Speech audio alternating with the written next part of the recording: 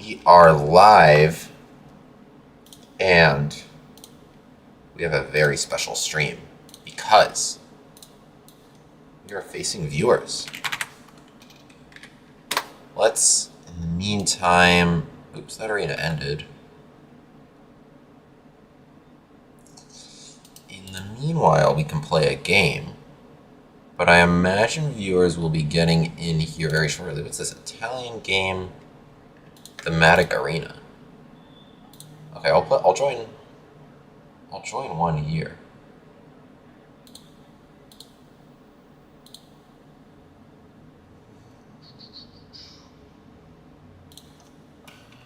But I am very, very excited to face my viewers and the awesome prep they're gonna have. And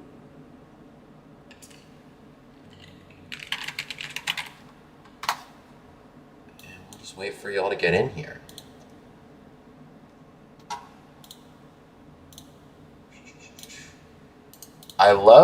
As much as I love being the one to out-prepare my opponents, what it's really about is blazing trails, right?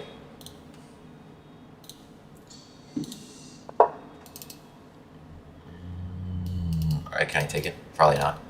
So I love seeing something I haven't seen before. Seeing a new gambit especially. Like, my viewers come up with really cool stuff. So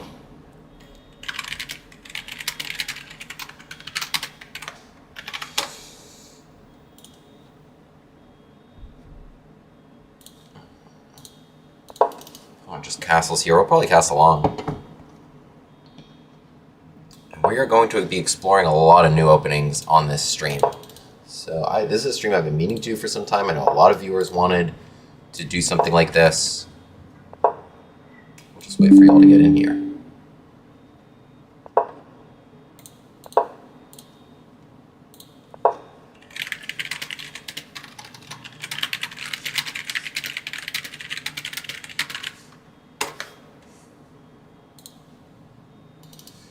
Okay, this is actually a great example of what to do, because I'm able to play g5 because I actually never castled, right? Oh, my opponent just wanted to give their queen. Honestly, not an unreasonable choice. Let's go to my Twitch chat.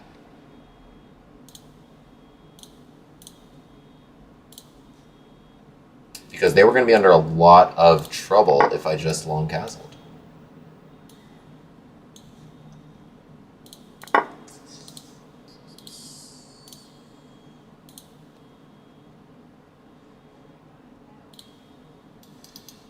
Got this game. My stream not linking up.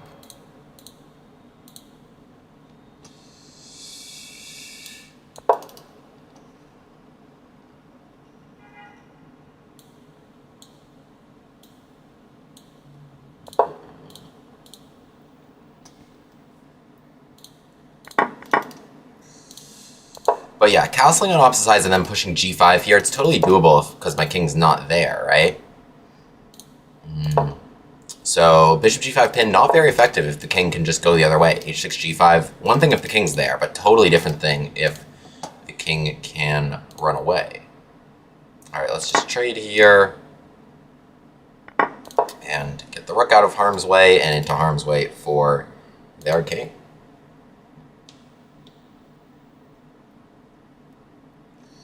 Actually, any reason why?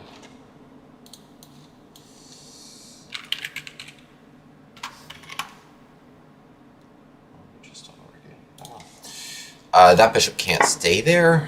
Another nice feature of this. And another nice feature of opening up the G line. Castle that way, king safe and sound over here, and just crash through in that general direction. The fact that I'm up a queen is helpful, but in no way completely necessary, actually. As I think we can end the game in style. Schmeck, schmeck, schmeck. And GG. GG. Why is my stream not paired?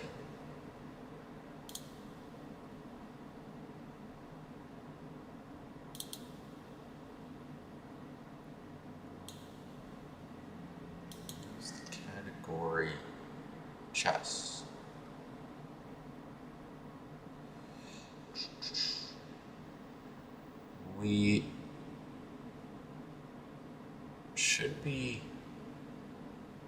should be good. I'm not sure. Alright, let's go back to the arena anyway.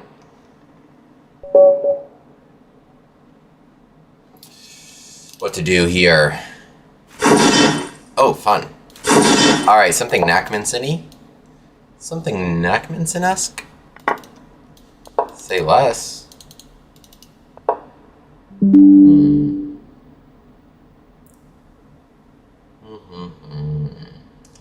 I know e5 is a fun move here, c3 as well.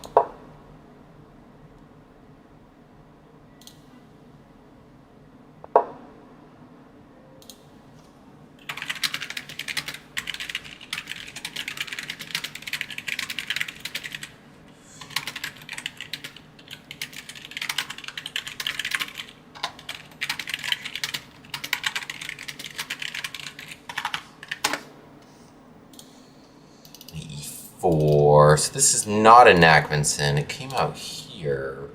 I think this is problematic. I don't know what you're doing with your knight, because now en passant your king is there. You can't go knight takes. So it would have had to happen a move earlier. Yeah, I just pick up that knight. Could you have tried to hang on to him? Maybe. I probably would have kept giving you trouble.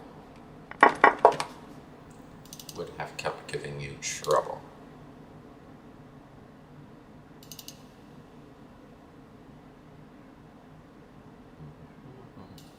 G5 here. Well, this is also trouble for black. Say takes, and maybe just like pay him a nice little visit on f7. I mean, e6 is a nice visit as well. That seems like a good one too. d5. The thing is, since it's such a big fork, I can even just hang on to Mr. Rook here. You can just hang on to Mr. Rook here, and you're still forked, by the way. You sent me a challenge. I have not received any challenges. Challenge me, I am W. Grafe. I am W. Grafe on Lichess. So let's just swap off the queens.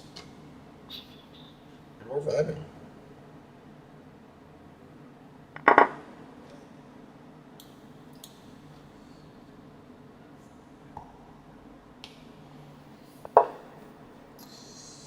D3, he's coming for me.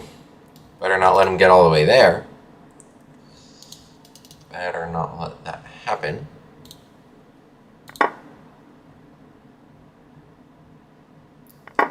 Take C2. Alright, let's take you. And now we should finally develop, now that we're up a rook. And guard the D1 square. Against this guy. Trying to get rid of that bishop makes a lot of sense. But now we can guard our whole back rank.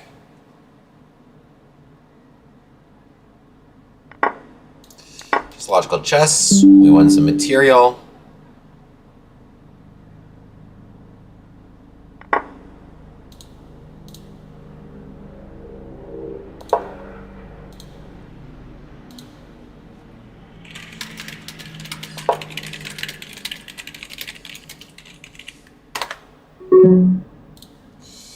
That's checkmate. Won some material, traded off some stuff, developed our pieces, and kept our king safe the whole time. Where are the challenges, chat? Where are the challenges? Send me your challenges. The username is right there, W. Grafe on Lichess. I'm wondering what's going on with Lichess, though, because it has not shown my stream. So, if you have actually sent me a challenge and I don't see it, please tell me. I don't know if those issues are related. Okay, let's just develop.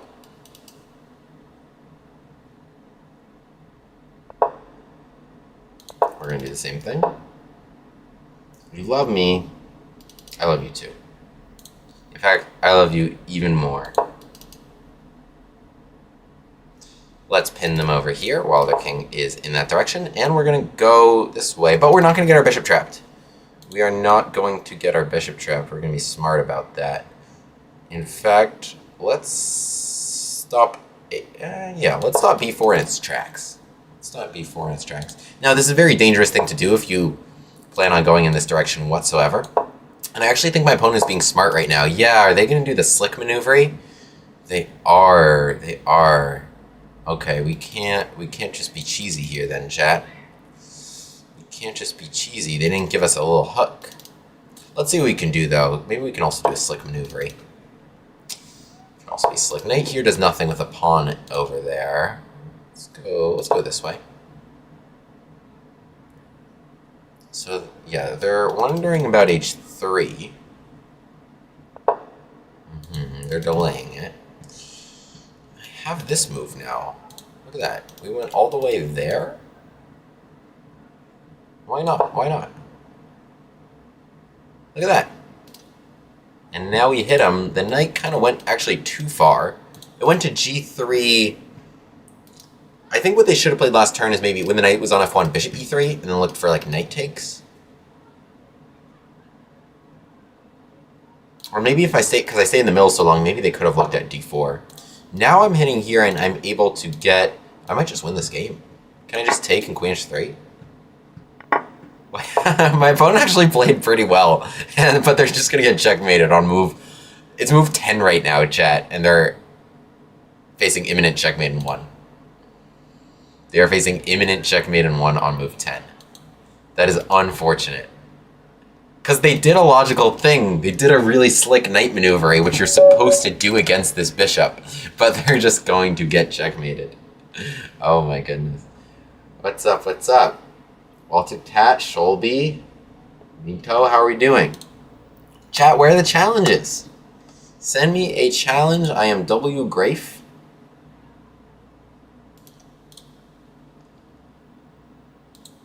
Come play me.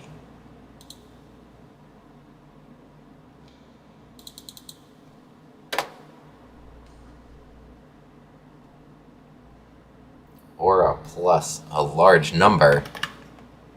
It's already at a large number. I think we've already hit our maximum.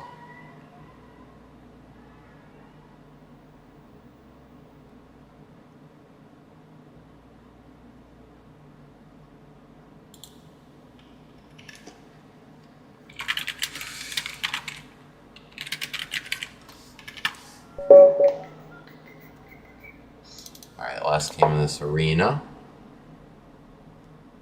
You don't want to end up on a short. I feel like it would be fun if you did, though. J. Tiberius. Okay. I feel like I know someone named... Sounds familiar?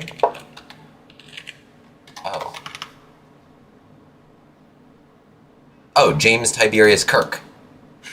Of Captain Kirk. So J. Tiberius K. Okay. my memory is weird sometimes. I thought I knew someone personally. I'm just like, I've heard that name before. Take D4. Okay. It's probably really sketch. Chat. Let's get out the way of this. It seems inevitable. I feel like this was a good idea they had. So, ooh.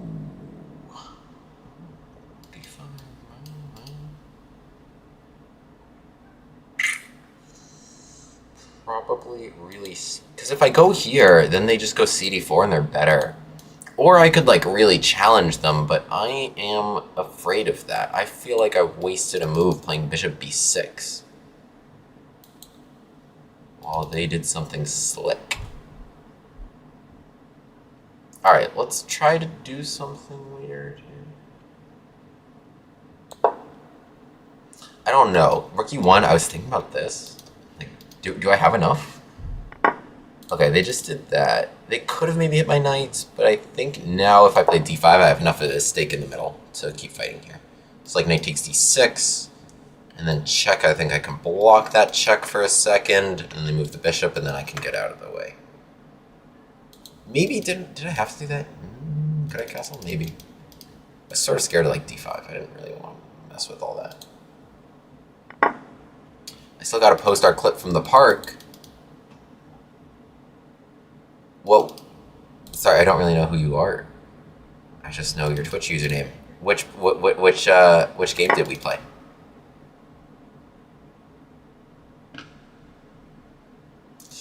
Alright, check, block. What if they do this? Am I having problems here? F6? F6 isn't what I want, though, because then I'm... Well, actually, wait, they got 2 bishops attacked here.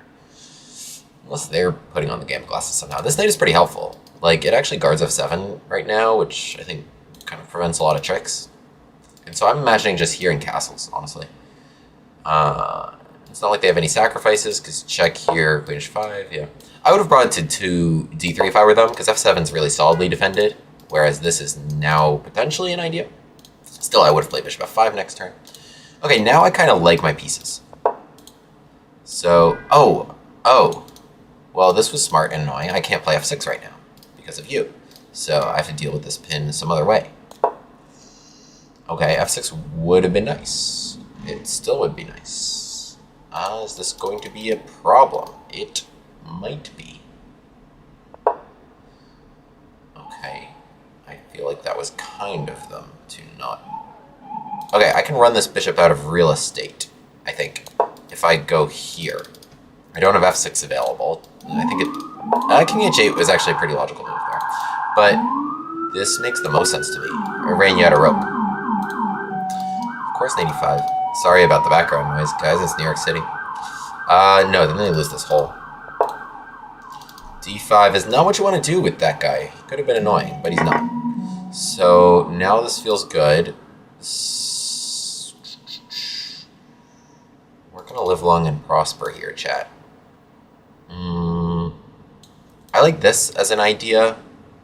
Just conceptually, like it frees my guys.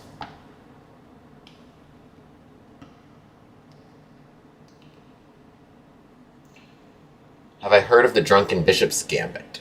Yes, that's from Adamisko Sak's channel, right? He makes some fun... Or also from Schrantz's channel. Those are like 2 of my favorite people. Doesn't take a genius to figure out why. We might have overlapping interests. We all like crazy gambits and opening innovations. And the idea of bishop h3 also, of just like kind of randomly doing that, is also in one of my gambits. Just kind of like putting it there.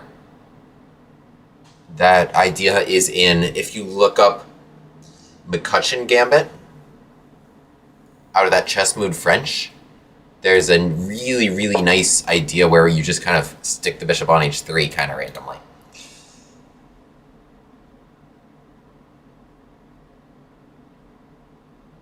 I think we'll just kind of go here.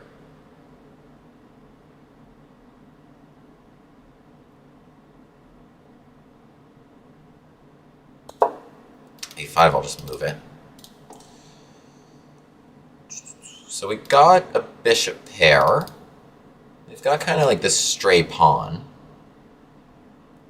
We've managed to come out totally clean here. No obvious weaknesses in our position. They might try to probe one, you know, like here. Can you attack something on the queen side? I got my queen left home to coordinate my pieces. But we've done a good job escaping. And something I want to do, speaking of probing weaknesses, is right there. That is the one spot in their position I can use. And look at all the kind of annoying things the queen pressures from there. So, you know, I've no like super immediate things I have to guard. Like that would be one. If I would be worried about that. But everything seems solidly defended. Everything of consequence. You know, okay, you go after p7, but okay, if I play queen d2, that's more consequential. These are serious things around your king. So my bishop there is doing well. Whereas theirs, like, yeah, I didn't agree with that decision. Blocking this. So I think queen d2 is kind of a pretty serious idea. So this was a good move for that reason. a5, maybe I play queen d2, right? I don't even have to move bishop. Because even if you trade there, I am threatening rook e1. So d6 right now, yeah, let me just go... Well, okay, they can go... Hang on. They can go here. they can go there. And then if I say take b2... no, you know what? Let me take this. And I think because if they go here, now queen d2 becomes very serious. Because now f2 is also hit. So, like, I'm kind of asking you, what was your point? What was your point with this move? My bishop guarded this, right?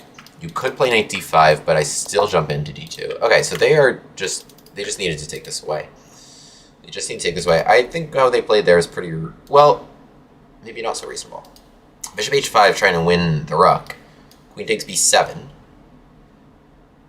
We need to watch f7 there. So, like, let's say rook b8 here. I think it's a good start, even if yeah, I think I can make this work. So bishop h5, we're trying to grab this. So the queen is going to try to keep pressure on f7 so that my bishop can't leave this, right? Okay, I don't have rook e7, this hangs. So we'll start with rook b8. Also, f2 is not that easy to defend. I guess rook f1 is what they would play. It also gets the rook out of danger, right? But, okay, they just go there. Yeah, okay, because queen here, I had maybe bishop f3, speaking of problems.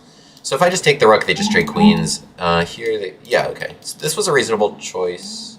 Oh, it actually was a pretty good choice. We'll take queen f7. Is queen f7 that big of a deal? I keep making a big deal of this. Or I can go rook e5. Rook e5, queen takes d6, rook d8. That could be a good idea, actually. Rook e5, needs d6, rook d8, because the rook is hit, right? I feel like our pieces are in a really good spot after something like this or this. Look at all my pieces. They're actually really, really gearing up on that king. For example, here, let's say they play like rook f1 to guard f2 and stop rook e1. I even can throw bishop f3 at them. I will go here, though. I think they might just be lost. Because if I take this, like, how do you guard e1 at the end of those exchanges? Not even to mention all the pressure I can put here and here via the bishops and queen. Yeah, so they throw h4 at me just to create this square, which is a good idea. However, what if I take it? They take e5, I take f2. Not quite. Okay, I'll go here. I'll allow them to take on d8.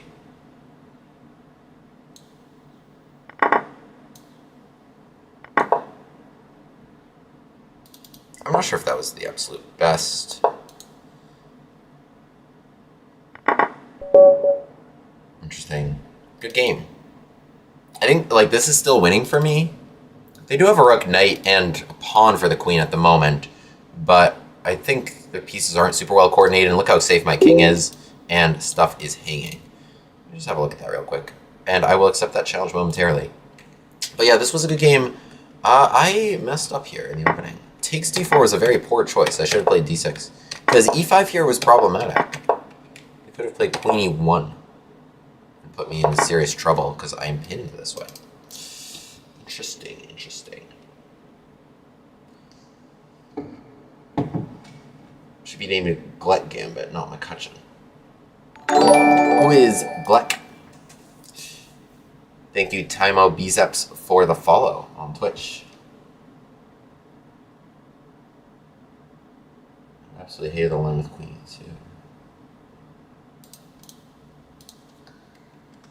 Yeah, I mean, I guess McCutcheon as a person only invented the variation there. It's just, he didn't invent that gambit, right? It just kind of comes out of the McCutcheon variation. So, not super apt for as far as names go. We escaped this one here. Could have put more pressure. Yeah, with knight e5, I mentioned that. I mean, it's hard to play because it leaves the bishop hanging, but pressure on f7 is pretty severe. I guess I can't really take this. Or it launches some crazy complications. Check, you're trying to win this. Not lose f2. d5 here, and I was very solid. I think yeah, better for most of this game. And we were winning. This wasn't the absolute best choice. h4 was, I think, their only chance. Because anywhere else with the queen, right, now e1, whether or not we trade rooks, is going to be a huge issue. Or actually, this is guarded, but Oh my goodness, what a filthy move for Rookie 1, trying to distract Mrs. Queen. I like it. Okay. But Queen F4, okay, I mean, we're still winning this endgame. Alright, GG. I'm very excited. GM Igor Glek, outstanding theoretician and trailblazer. Oh, I'll have to check that out.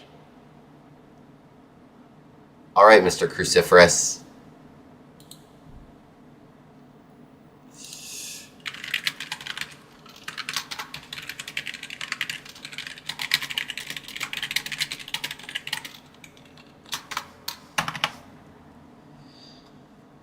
Alright, Mr. Cruciferous.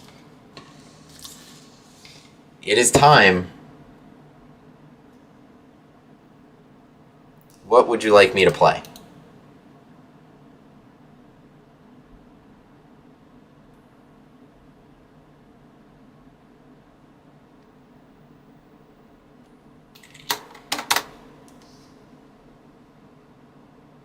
I guess I'll just move.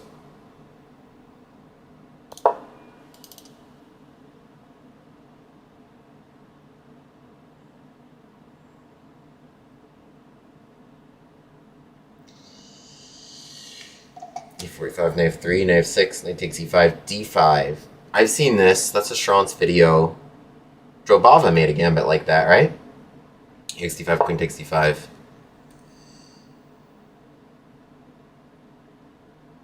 Okay, we are playing the one and only highly cruciferous Gambit Legend, Opening Theory Legend. He's asking me to play knight f3. He wants to play queen c7 in this position. What a weird, interesting move. I've never seen this before, and I thought I'd seen everything in all of my years out of Sicilians. It makes some sense. So d4. It makes sense because you see queen c7 in a lot of open Sicilians. I always love facing new things. I've never ever seen this before. So I can't help thinking that maybe I should have done something else. All right.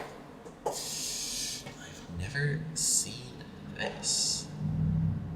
Where to go with my knight? So I have a few options.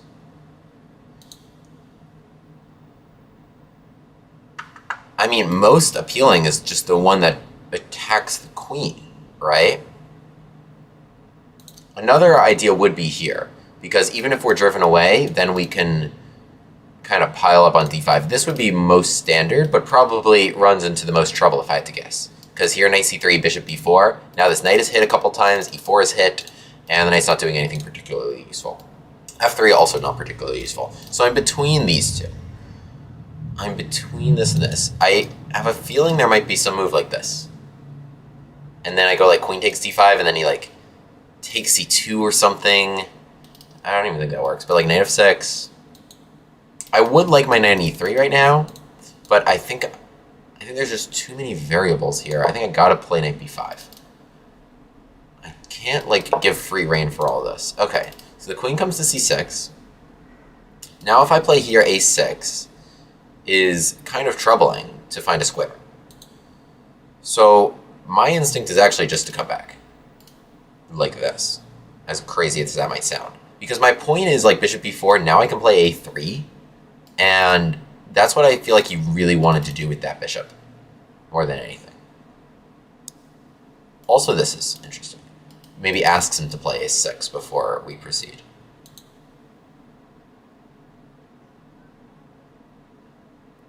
Oh, knight f5, d5 was indeed the line. Okay. Great minds. Great minds. Gotta be extra careful. I'm very rarely on the side of being out-prepped. All right, we're gonna come back with this knight in kind of a weird twist. So, because, or else, like, if there was just one knight here, I think this pin becomes really brutal. It just jumps right to b4, this knight comes to f6, pressures all these points, right?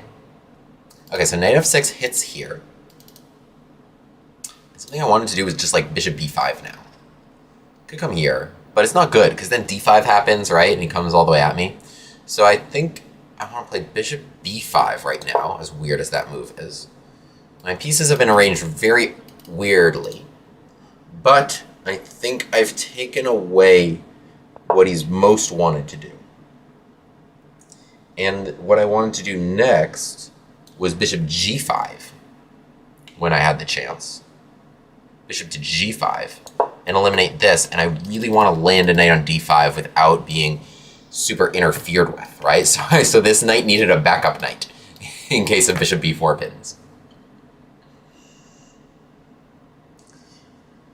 And this wasn't obvious at all, but I think I foiled his plans. But I really like this move, queen c7, the cruciferous defense against the Sicilian. I mean, I've seen it all. I feel like I've seen it all. Like every single thing in the Sicilian that like you can try here. I've never seen queen c7 on move 2. And it's super interesting because I assume like 90% of people will play d4 here. Like you just play d4 against everything. d6, e6, g6, a6. Well, actually not a6, an ac6. You would, like, that's the point. You go here, it takes, and then you figure it out.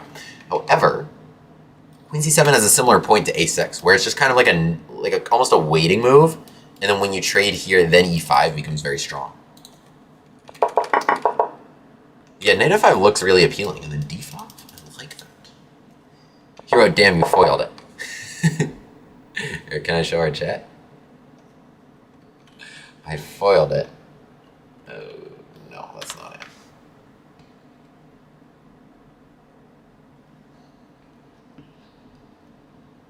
it. Do I have nice openings and good defenses for 1,000 elo? No. I have crazy awesome gambits, though, which will work at your elo. They work at my elo. You should check out the full repertoire.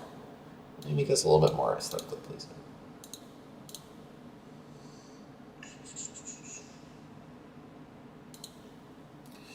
So, right? Because, like, for example, let's say in this position I played like knight b3, then knight f6, knight c3, and bishop b4.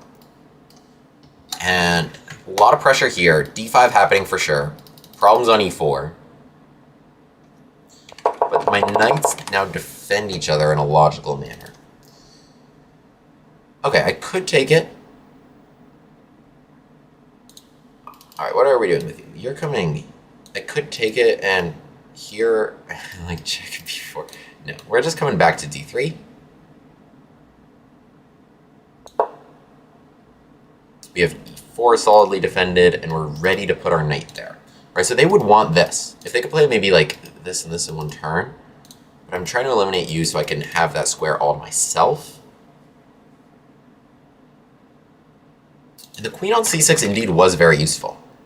Right, hits e4, d5 ideas as well, hitting here, and a bishop on b4 pairs very well with her. Pressure c3, pressure c4, gives d5 as an option. But we've taken away. We've tried to anyway. Take away what our opponent has wanted to do. So now we castle, because they still actually haven't moved this pawn to replace. So I'm going to castle just so when I go knight d5, I'm not dealing with this. I feel like I could do this next turn, and I kind of make them make a decision right now. Okay, d6, now knight d7 is possible, which would replace that and give control. So now is the time I need to take it and jump in. And so I'm happy with how the opening shook out. I'm not like winning by any means. I just have a nice square, and I think it's kind of like a normal-ish Sicilian structure. A normal-ish Sicilian structure. I think we're ahead of move here. Maybe we're ahead tempos relative to what you'd see from a Sveshnikov. Could play f4, f5. Could play c4 and then knight c3. I don't think it's super necessary. I think we just kind of develop you.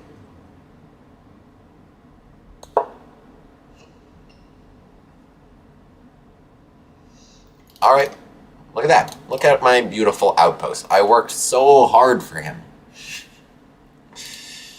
worked so hard. Could play bishop g5.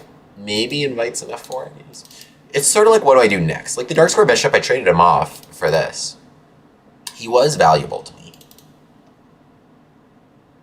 Would be cool, bishop b6 here. So do I take it and then kind of try to replace? Play for f4. I mean, f4... I don't really know about f4.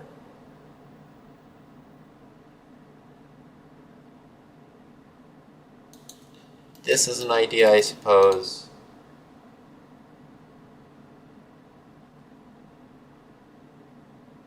Okay, I'm gonna go like queen h5, just something kind of generically aggressive, and I want to see how he responds. Like maybe I can do all this. I'm looking at f4. I don't want to help their bishop, but I do want to make a well-timed take and replace. g6, what I'm honestly thinking is like takes and knight d5 in that position. Because you can't actually take my queen. I take with check, and then I'm up a pawn, right? So g6, we make that trade, and then I go knight d5. He goes bishop g5. Okay, you didn't want that trade at all. So, okay, bishop can be valuable there. I mean, it guards some squares I wanted to use, right? So, like, I could go knight b6 here if I really wanted to trade some stuff. I don't want it that badly, though. g3 is... Well, okay, they're going to play g6. Honestly, the bishop's better than I thought. g6 is kind of annoying. Ooh. Well, f4 takes e5, g6. Not really what I wanted, actually. f4 is structurally not it. It is structurally not it. Yeah, if they can play g6, it's just not the right idea. So I think that kind of leaves this as the idea to play for. I'm going to play rook d1 here while we kind of think about it. I expect g6 and queen e2. I mean, rook's just generally good here. Just trying to bring everybody in to the party.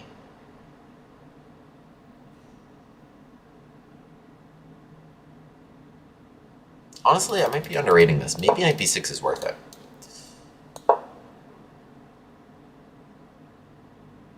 Okay, too late now. Yeah, I mean, this could be worse. Could be worse. I mean, it's the bad bishop by definition, just because dark square bishop, dark square pawns. But its control over here, this diagonal, is annoying. And, well, I guess this knight actually has a beeline to d4, which I didn't really consider. Which is further annoying. What am I even going to do about that? c6. Wait. Yeah, that's actually really annoying. I don't even know what to play. Oh, they go knight d7, which I don't think was the most annoying option. I was going to probably just tuck her in there. Okay. I need to make something happen. Not that I need to, but I want to. So g3 and f4 is happening. I don't think they can actually get my king. If I just put him on h1, or even on g1, what are you going to really do to me? So you've bothered me long enough. I have a good position. I'm trying to look to the king. I kind of regret not taking you when I had the chance. Okay, here comes bishop h6. So f4, I would love to put him on f5, but I imagine they're going to take it. Can they push f5 themselves? Probably not, but what they probably want to do is put their queen on h4. So, okay, let's play king h1 while we think about things. Take, queen h4.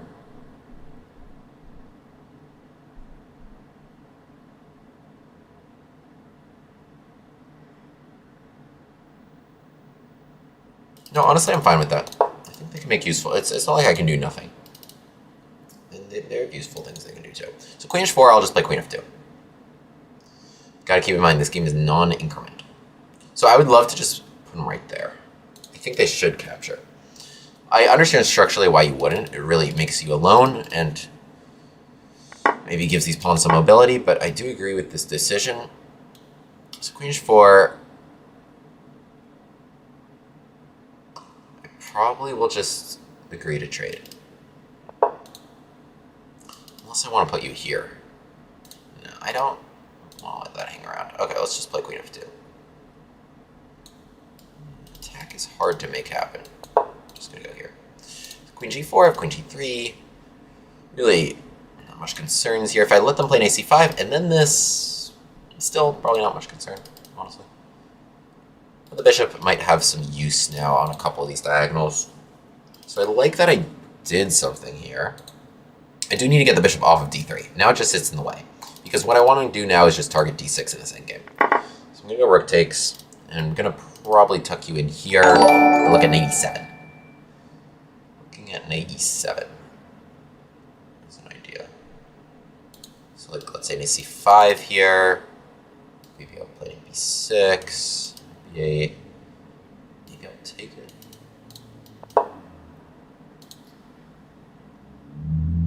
The thing is, if I go here after bishop g4, I can go check and yum, I think. So, yeah, let's go with check and yum.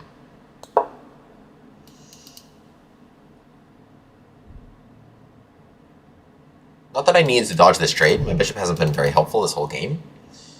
It's just I wanted to open this. That's honestly what I'm playing for now.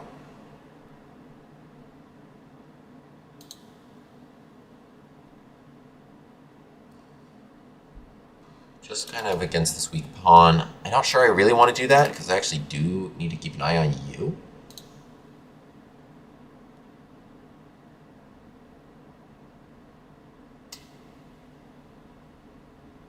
But yeah, this is a non-increment game, so we got to be speedy down the stretch. This bishop's going to sit on g2, because I will need someone to guard e4. I probably want to put the other knight on d5 at some point, I imagine. Could play b4. Cut. Is there serious downside? Well, if this c line... If my knight no longer needs to sit on c3, then I have no reservations about doing that. Though, like, it depends which pawn they're attacking, right? Well, I mean, I'm just trying to go check and win a pawn.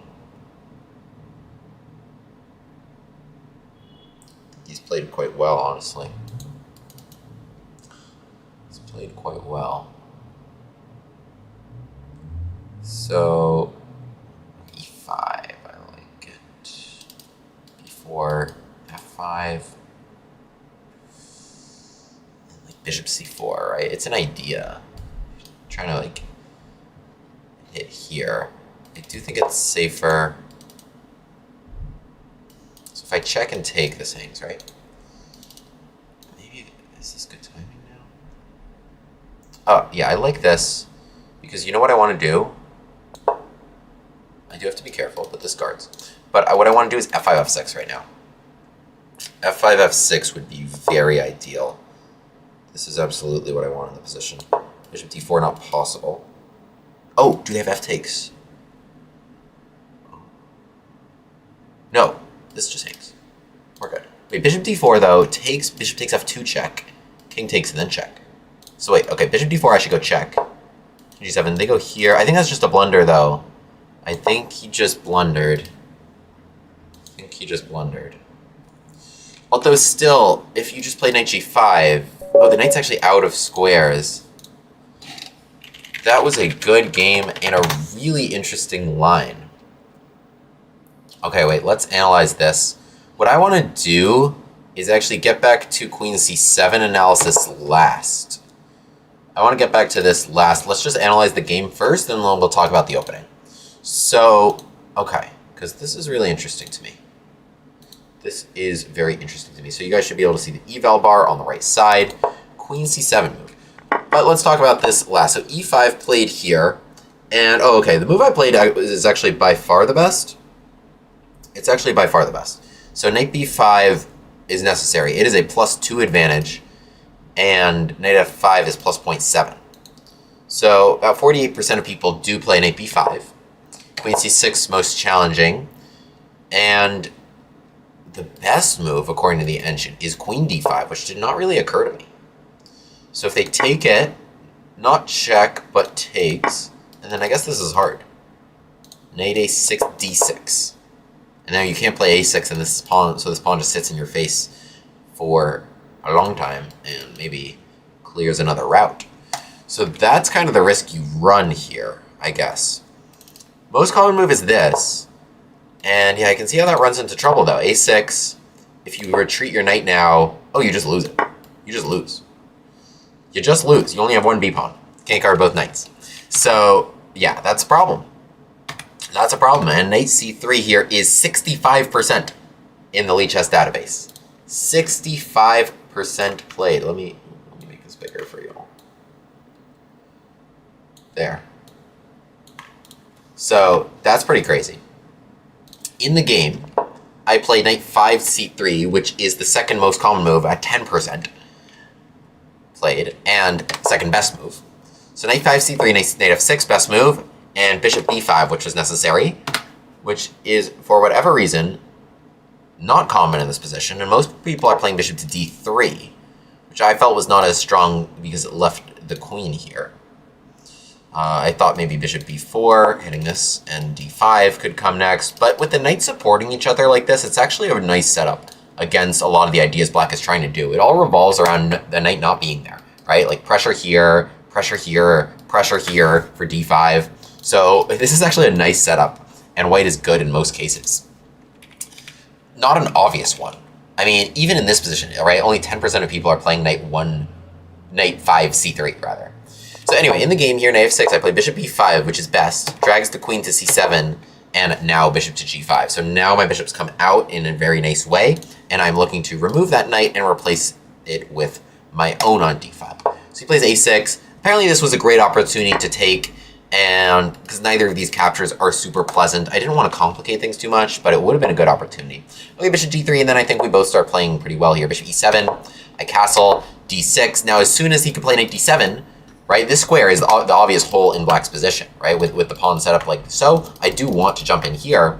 If he could play knight d7 though, then he's able to cover it all. So this is my last chance to take it, and I do, and now knight d5, queen d8. So I said Sveshnikov because a lot of you might know like this position. So out of the Sicilian like so, take here, so this is very common, knight db5, d6, to prevent knight d6 check, bishop to g5 or something like this, a6, b5, and some sort of structure like so, or actually it's bishop e7, I think is played a lot here. Okay, take, nice knight in, b5, some sort of structure like this. Some sort of structure like this with castles and bishop d3. I think relative to this, I'm up some tempi in development in the position we got in the game. My development looks a little better. I'm already castled because yeah, he spent a few moves moving the queen. So I'm up a couple tempi, but it's nothing crazy. Like you see here, the eval bar gives me a plus 0.9 advantage. This was the wrong idea. I'm trying to attack, but I think he dealt with this really, really well by bishop g5. So I think if he plays like kind of the most obvious move here, which is like knight c6 or something. Okay, yeah, now I play f4, and I'm really coming after you. So like, let's say pawn takes. Okay, already I have e5, right, which is an idea I was looking at, and I'm winning here.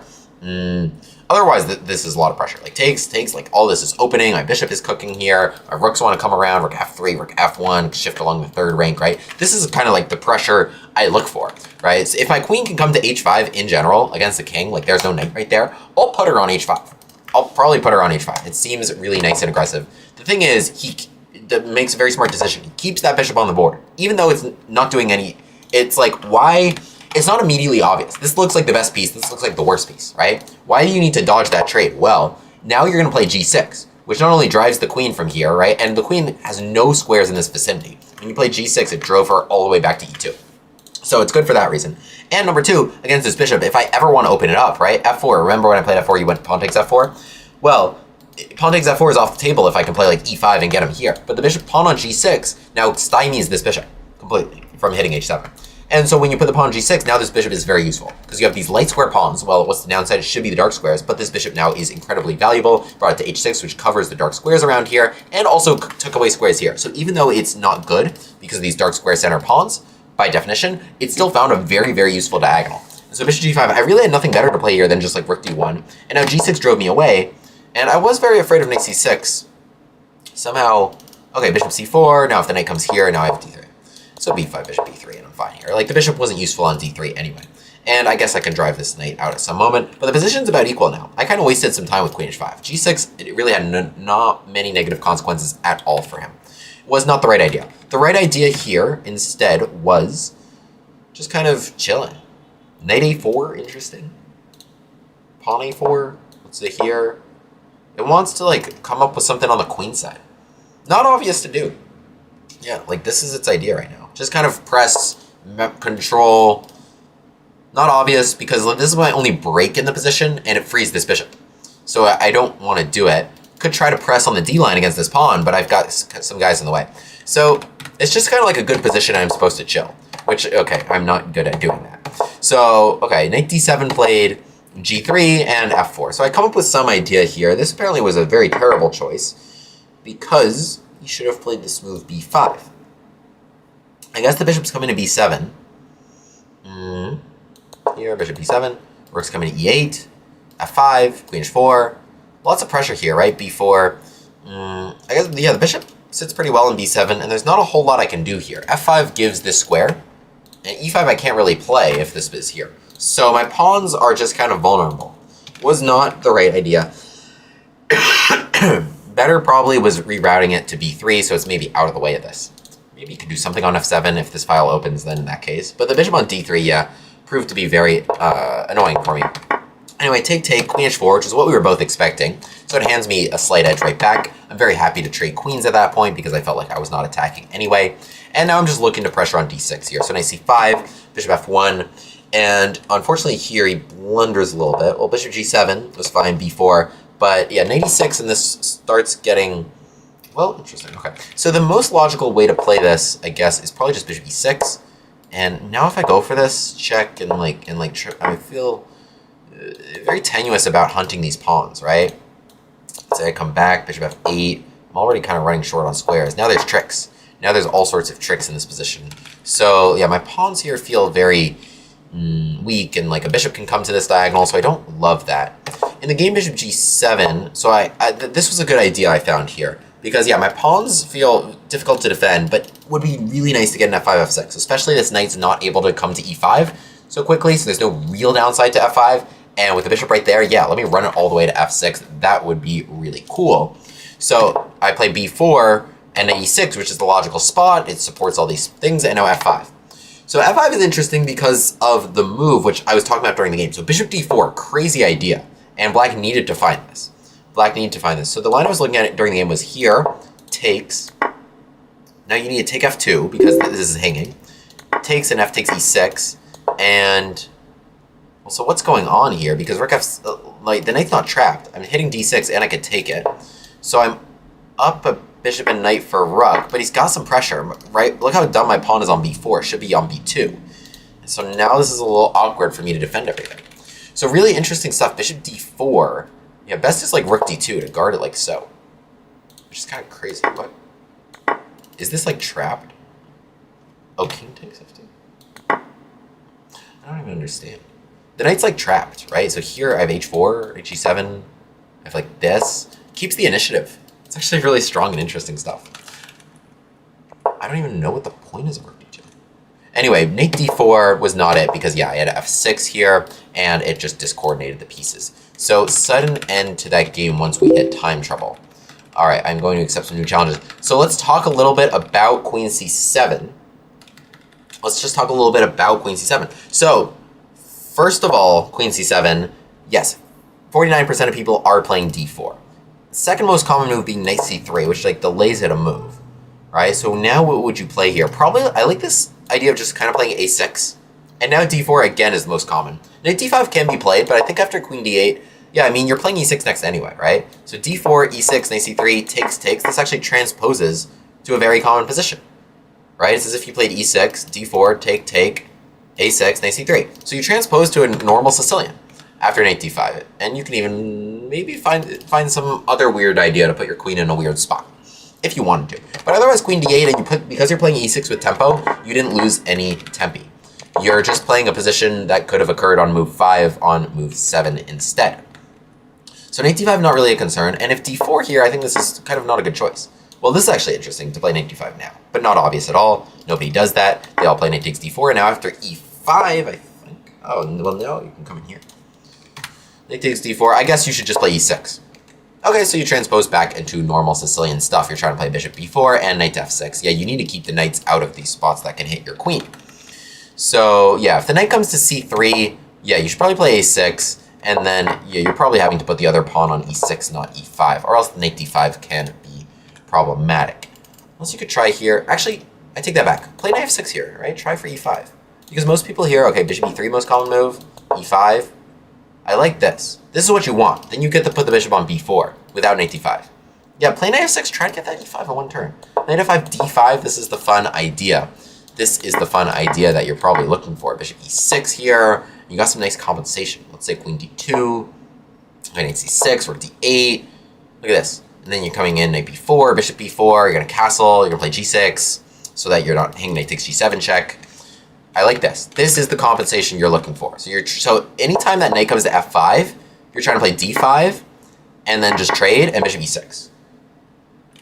Yes, yes, yes. So that makes sense. Thank you for the clarification, Mr. Cruciferous. So queen c7. So most people play d4 then, and then take. And in this position, I'll link Mr. Cruciferous's full study. But so in this position, so e5 is the challenge. And now a lot of people here, if you play knight f5, d5 is the sacrifice you're looking for. So it takes, and now you could play like knight to f6, and you can have some fun here gambiting. I'm going to try this, actually, queen c7. I will try this queen c7 line. So knight takes d4, otherwise e5. And then if they play something like knight b3, like I was saying, yeah, it's probably this. Knight c3, not a good move at all. Now bishop b4, now pressure is here, and d5 is coming. So this is really, really fun stuff. Oops. And then otherwise, if they play knight b5, which is a good move, but queen c6 here, and most people, yeah, I mean, you could just win a piece here. So I think, given all those combos, yeah, I mean, not super engine approved, but you can get a very good win rate. So play the Cruciferous defense against the Sicilian chat. Queen c7 on move 2, play knight f6 and a quick e5, and pressure these key points with the bishop coming to b4. And go queen c6 if they play knight b5. Subscribe. Okay. Next game. Next game, I see a challenge from Wicked Wombat.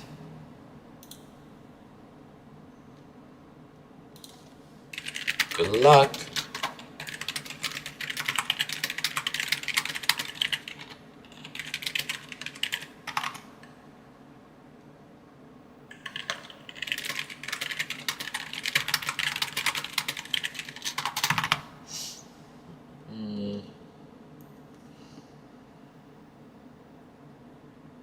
Colin, yes. Colin Taimonov. Alright. We are playing Wicked Wombat, who plays d5. Against d5, my favorite thing to do is to go back into a Von Papille.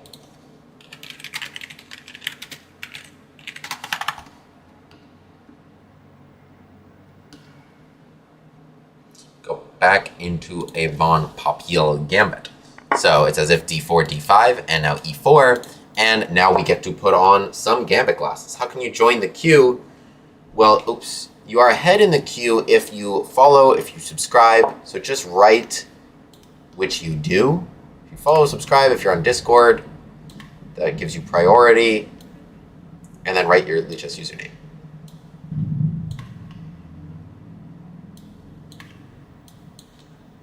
Von Papille Gambit. Let's go. Just speak for itself with the follow. Nice. Farid subscribe, Timo Biceps follow, appreciate you all. Von Papille Gambit.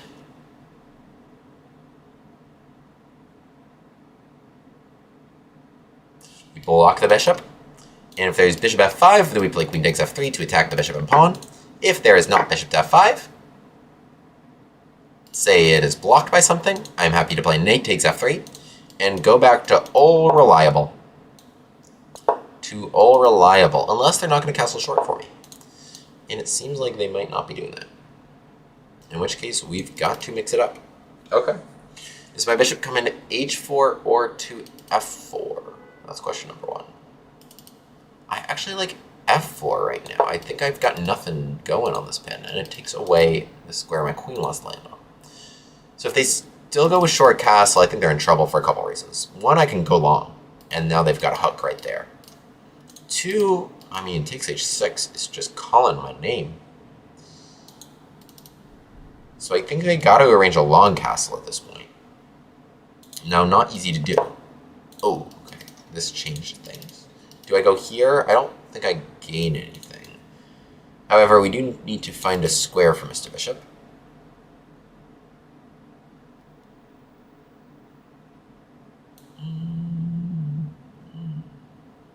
Let's just come back to d2. So I imagine some pins are in the cards. I just want to get him out of the way. Could be on g3. Thought he would be targeted. However, that's a lot of effort for black, and maybe it was worth it, especially if they're looking at long castles, as I'm saying. Might have been overly cautious here. Because now, no, like queen c7, and b6. I gotta think about how I'm gonna stop a long castle. Well, might not be happening. All right, I'm gonna go for long castles if they're putting their king over there, because then I am going to be happy flinging these guys and making some pawn draws.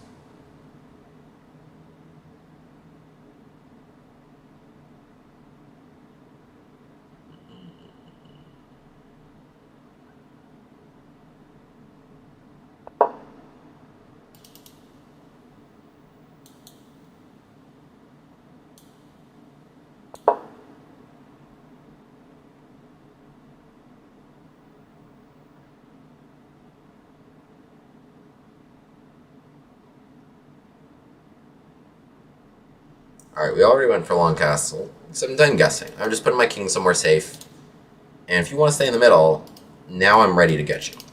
Again, my bishop definitely could argue I should have put it there. Just, yeah. Okay, so now they're definitely trying to go that way. If I just play like rook e1, I don't think that does a lot. And d5 is my main break, and it's also hard to achieve. So, how do I keep him there? How do I stop this? Not so clear, is it? Knight e5, bishop e6.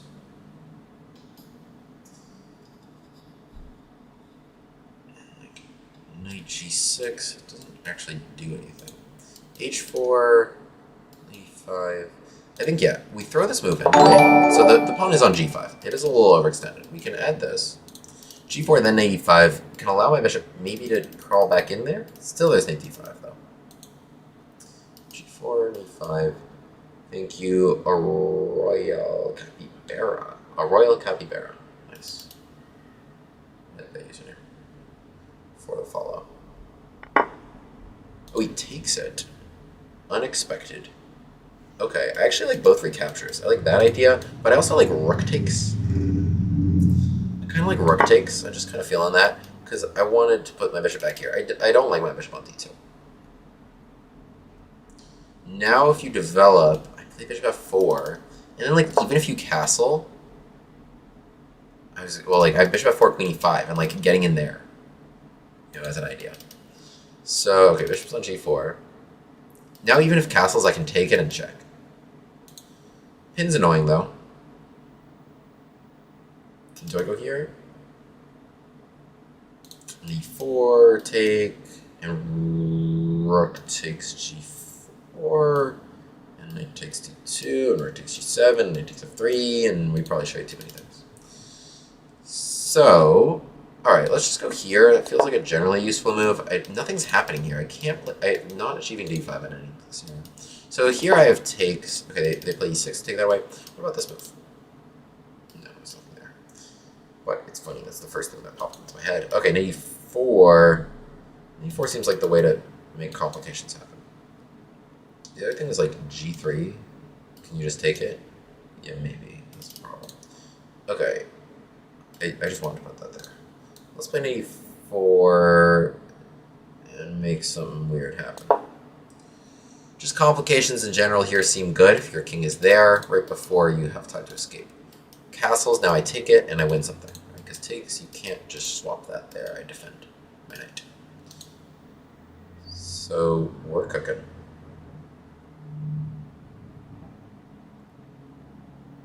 The last guest of the Perpetual Chess podcast gave me a shout out on air.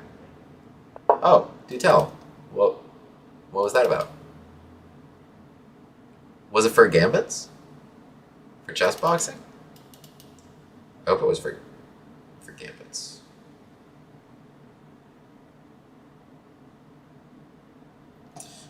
Takes? And I want like... No, oh, this is what I want. Finally, my dream is coming true of keeping the king in the middle. What's up, Jose Variants?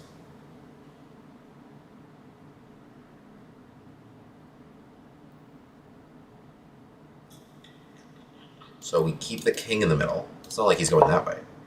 Okay, jumps in here. C4, what's happening? C4 just kind of makes something happen though, right? Like knight f4.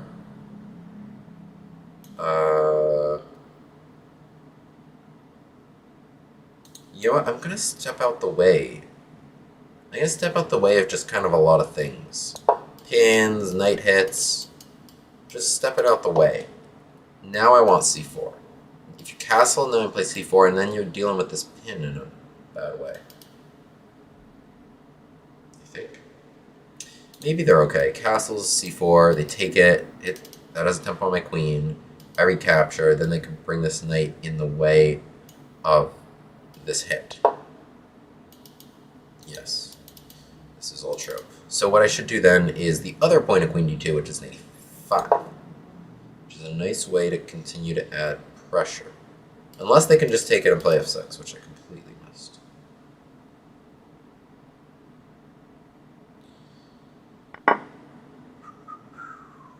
This is a tempo on my queen, which is frustrating. Yeah.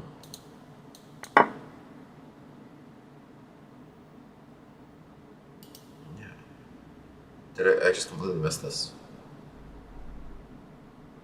f6, I have takes? Takes? No, that's not good. None of that is good. I'm just in a bad spot here.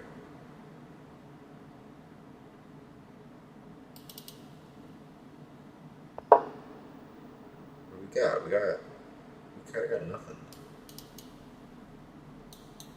Ah. Not what you want. Second takes.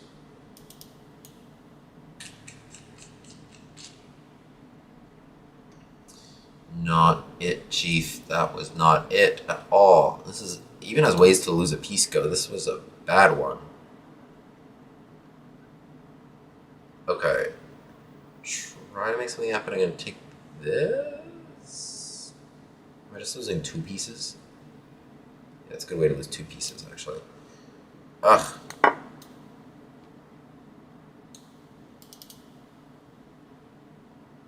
This was not it.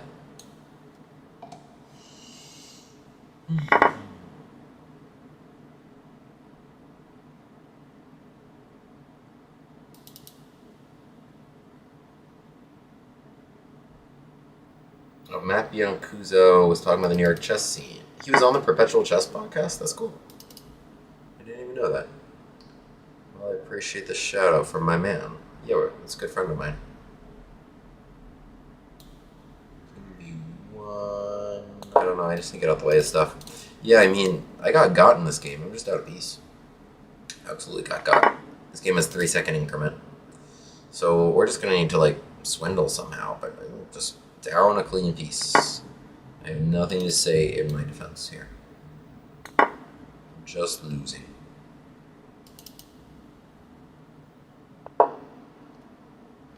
Let's not get mated. What's the plan to not get mated? Maybe take this and go here. I don't know what this to do. That is bad.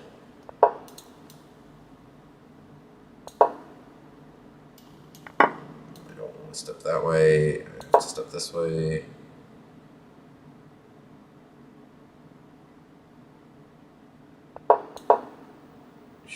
moves in here. Many different ways. Yeah, that was a good move. That was a good move. We should keep fighting though. Hey, let you run to D2. Yeah, we're defended. That was probably actually really smart.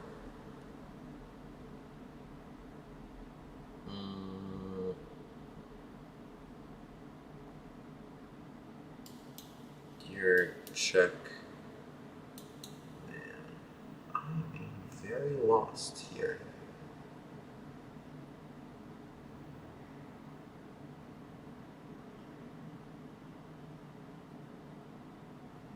Very lost. Okay. This extends the game, maybe? We just need a run.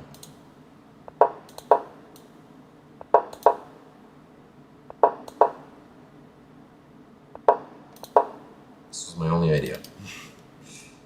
Check. Probably take. Just one of the complicated things. Oh my god, I got so lucky. I just got outrageously lucky, chat. That is an outrageous level of luck. Wow, I had no business winning this game. I had no business winning this game. That's crazy. That's crazy. Alright, Hero GG, I'm writing you beyond had me. Oh my goodness.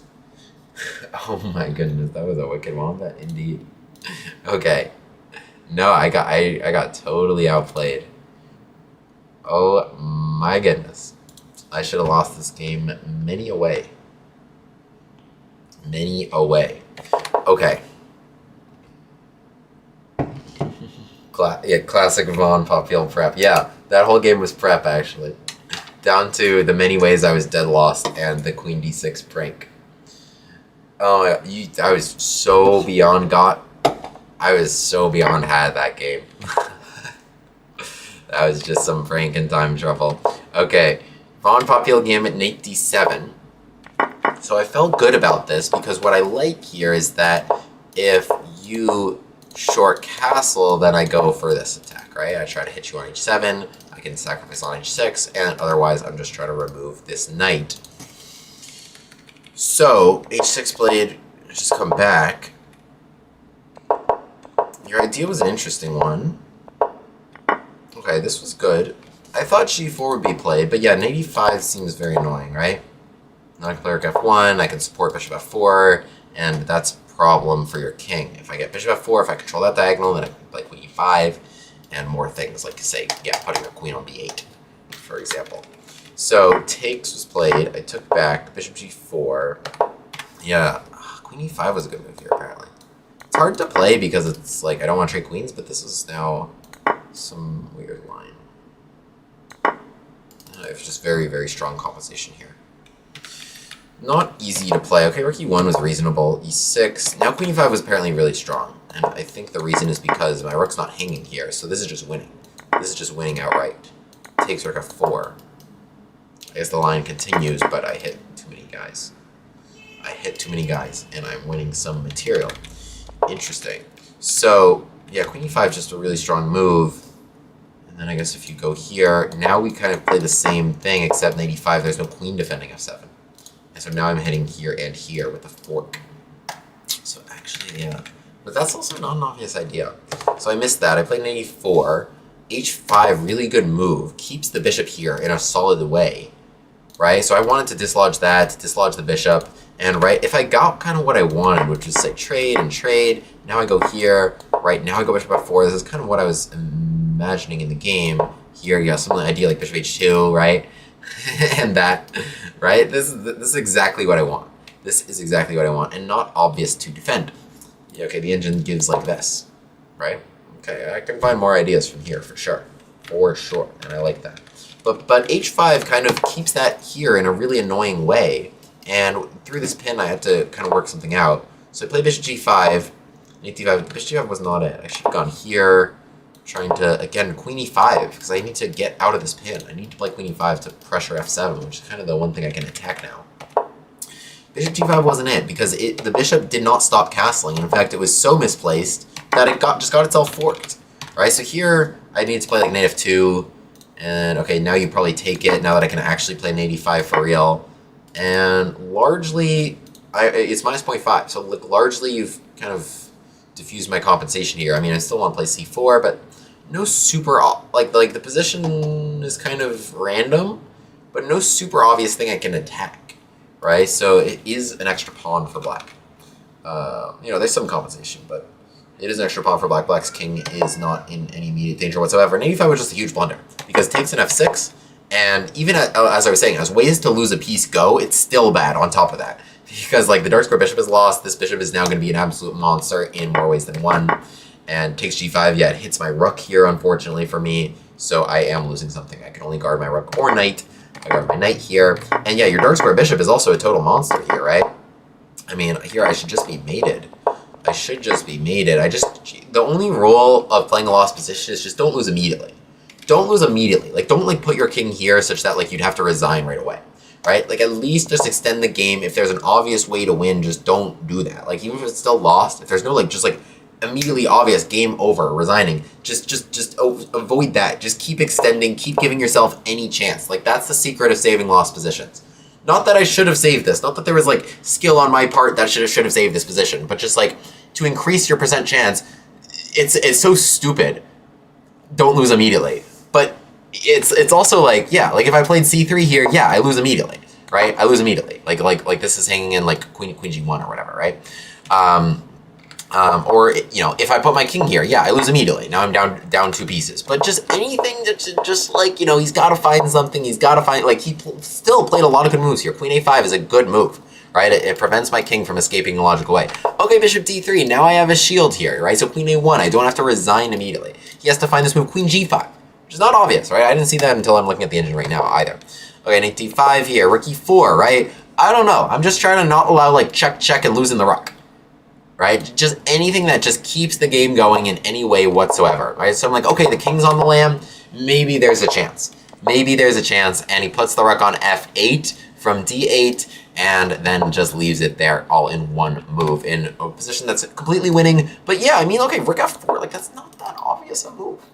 That's not that obvious a move. I mean, it supports like queen h4 check next or something like this. But okay, king's on the lamb, right? Like, I'm not like losing the rook and having like no compensation against the checks whatsoever, right? So just anything that extends the game, extend the game, especially in time trouble, maybe sometimes fortune will go your way as it does here in one turn. There was an extreme amount of fortune, but so suddenly queen d6, and it goes from me getting imminently checkmated to my opponent getting imminently checkmated. Yeah.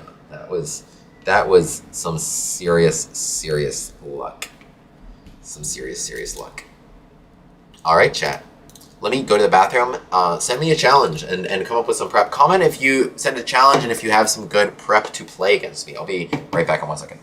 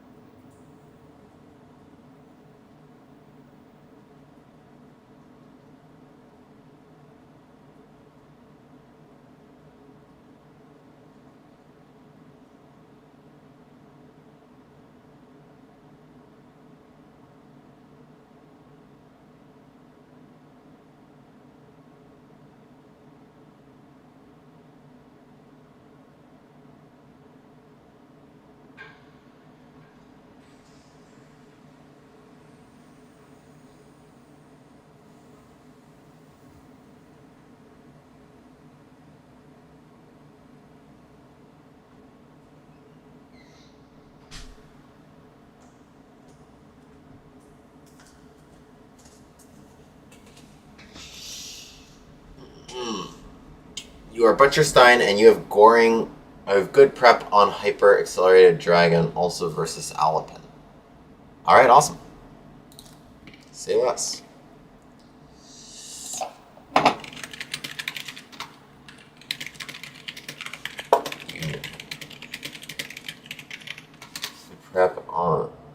one hyper accelerated dragon. Okay. So it seems like you want me to play c5. Unless you mean for the other color. Okay,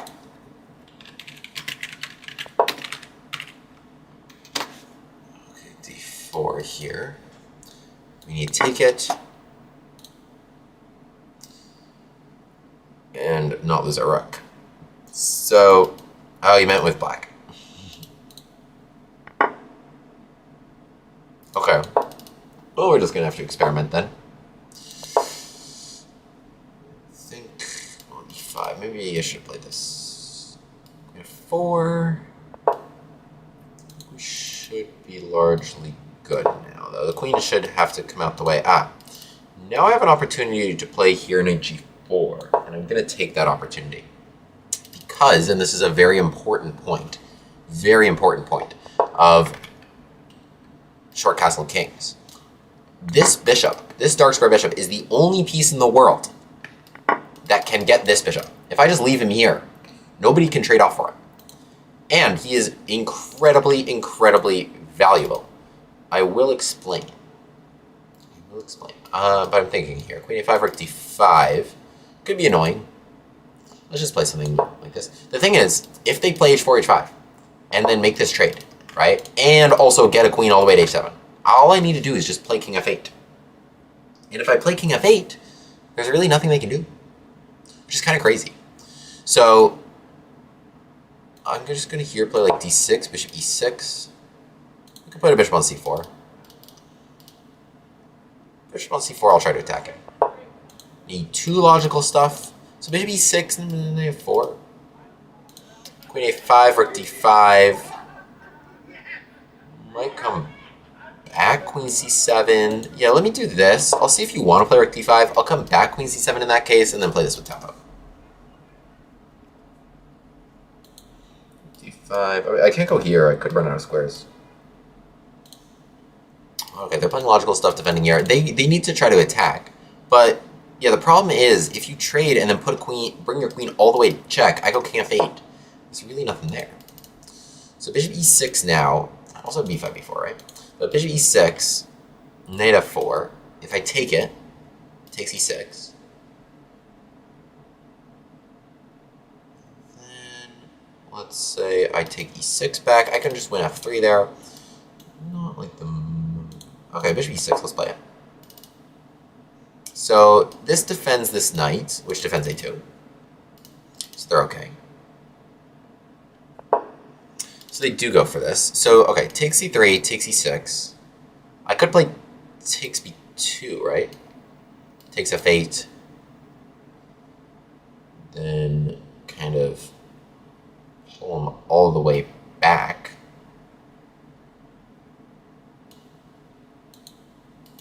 Yeah, I do think this is calling my name.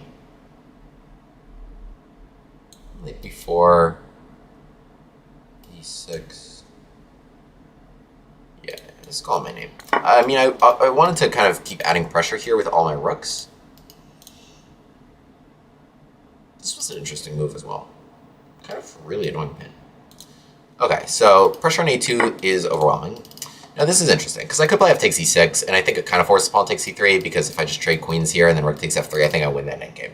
But that's not really what I want to play. Because just off of vibes. It's just not the sort of chess we play on this channel. So if I go here and takes, that's not it either. Let's take b2. Let's take b2. Let's have some fun. Let's just have some fun. So king takes b2. I take here, and we're happy. So they probably take my rook to challenge me. All right. Well, I can't win right away because queen b3, and I don't have my light square bishop friend anymore. But okay, we take f8. I have bishop c3, right? I come right back to c3, blocking this path, and then I'm trying to sneak in there. So if bishop c3, I think what you play is bishop c4 to patch on d3, but then I play queen a3. No, you have queen c1. So the other idea is like bishop h8 to prepare queen e5. Even then c3. Not immediate knockout. So it takes f8, let's say bishop c3. I also have an interesting move, which is bishop d4 takes queen b6. winning the rook. Knight d7 could be bothersome. It's probably actually quite good, though.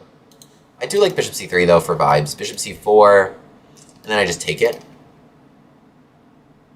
And then they should probably put that back on b3. Then I play, like, queen b4 and a5, a4. Take. Bishop c3, yeah, bishop c4. This move they need. Absolutely need it.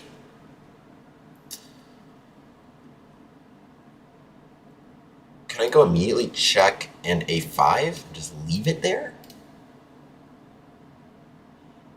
The knight could be, well,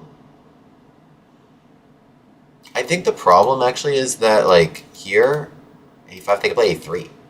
Because there's pressure on my bishop, right? So I should probably, after bishop c4, just be like, okay, I have compensation. I have, in exchange for this rook, I have the best bishop I've ever seen, defensively and offensively. And, right, even if there's not an immediate knockout. And I have their most important pawn. So I have a great bishop and a great pawn for a rook. So it's interesting.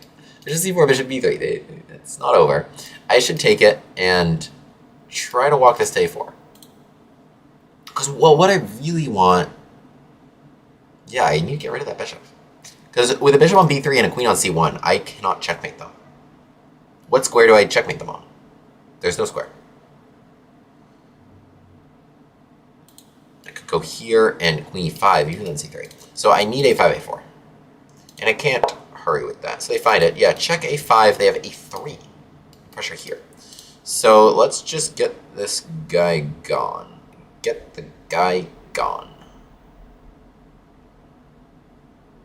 I'm even thinking about king takes. Okay. King takes is interesting. Yeah, let's just take it. Okay, h4, h5. Yeah, I mean, they can get here in a hurry. Here, going c1. I think that's what I'm going to do, though. I should have done it last turn. Here, queen c1, then check, then here, then a5. That was the idea. Because bishop b3, and then I don't have queen a3 anymore. Because this. So bishop b3, I go there. So check here, a5, they have a3. So we're gonna do our little zigzag pattern. We're gonna do our little zigzag. So we're gonna go here. Do they have rook b5? I think b4. Yes, they're gonna go there. So now here, bishop comes back to b3. Think about that. They never got an attack going. So now a5, a4. Well, a5 they should play a4, right? a5 they should play a4. But then I play knight d4. Yeah, I'm having fun here. I'm having a lot of fun here. So, okay, they play a3. Now I can come back here, right? That's why I brought the queen to c1. The exact reason I brought the queen to c1. Because now I'm not hitting this. Okay, a3, a4, logical. Totally logical. I'm going to add some time for them. Let's play here knight to d4 to keep this away from b5. And also to pressure here. So this is my idea. My pieces. I love the bishop and knight like that. Right? Look at the knight guarding all these squares. And so, okay, they pin me. Smart. e6, I think you're... No, they have rook b5. They have rook b5. And they're attacking here. So I think we should exit this pin. I don't like this pin. I mean, as much as I want to play rook c8 to deal with c3, I don't like this pin. I don't want rook b5 on the table. So, yeah, look at the knight guards all these squares, right? Just added another 15 seconds for them. Another. So e6 could run you out of options if you are this rook. However, I want to get in kind of this way. b5 is another idea. b5 takes a4. I think that's kind of my top idea, even. I just think I have such an awesome grip here. Like, rook c8 was a good move, e6 is a good move, but just takes a4, I think, is the cleanest way through. There's just such nice harmony of the pieces here. Oh, and knight takes e2. And knight takes e2 and queen b2. I had that as well. Maybe... Yeah, this is just killer. Knight takes e2... Yeah, that was killer. It's kind of the idea to slip in there. But b5, a4 is another good one. So takes, they can take it here. I want to go for this, though. Take c2 now, because I want that, or I just want that. So they have queen c1. Queen c1. I actually didn't see it. I'm probably going back knight d4, which I think is nice. Or even knight e1. How outrageous is that? I don't want you to flag. Knight e1 is too outrageous. They just take this.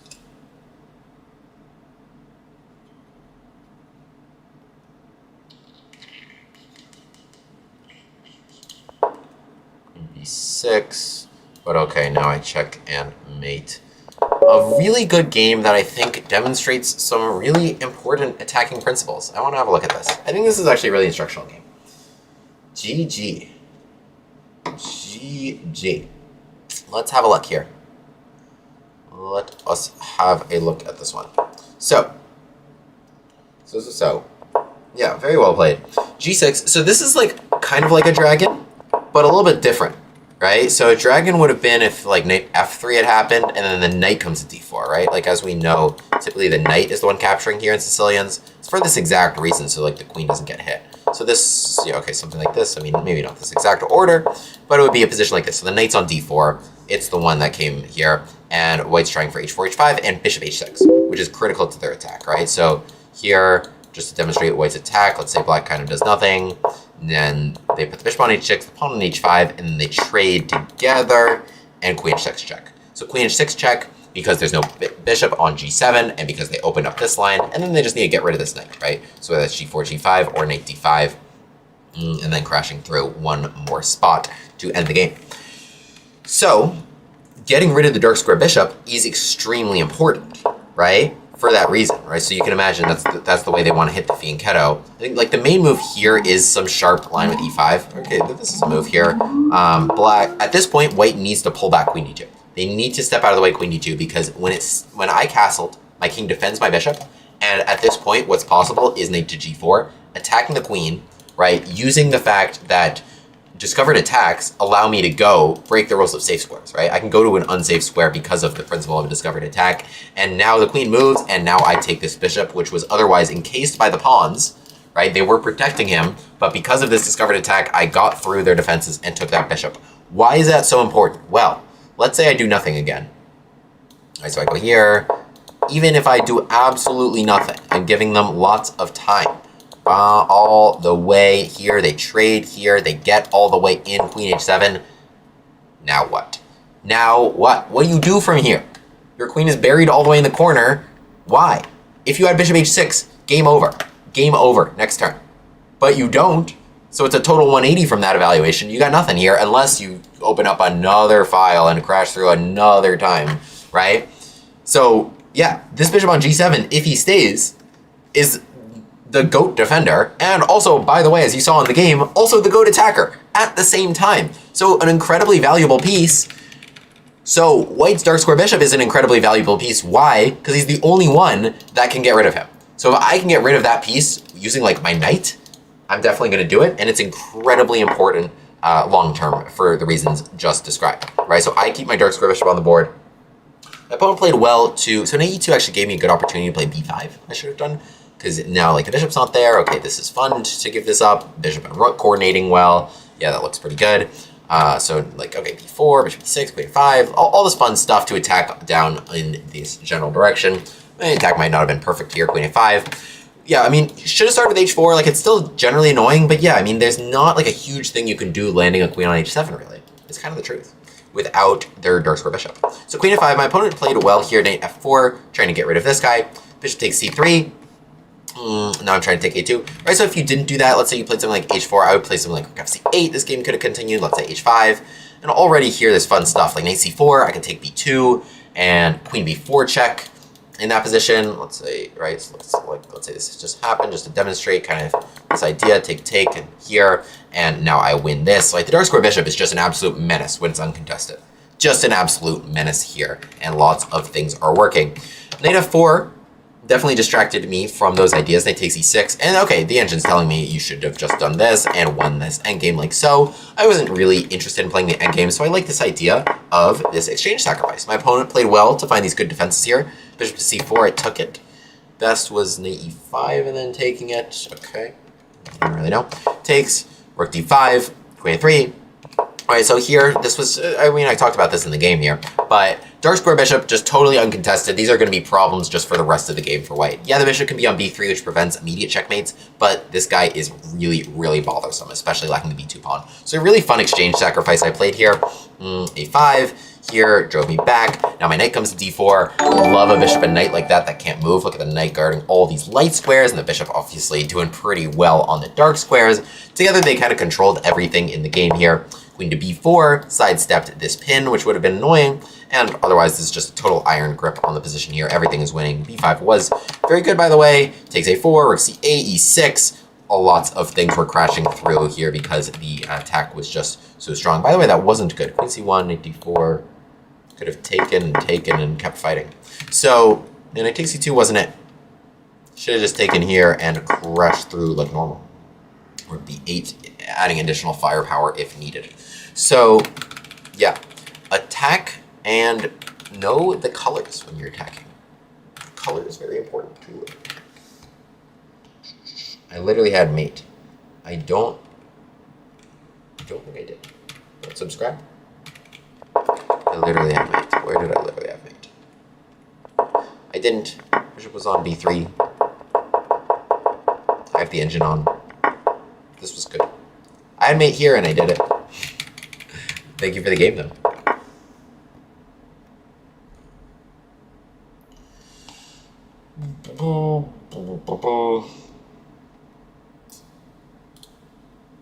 Okay, probably last wine of the day, Simbalaruku.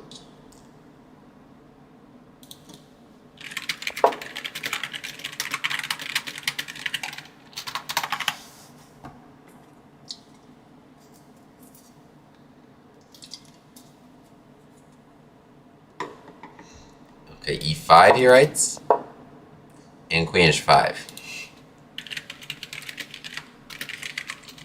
Just generally this.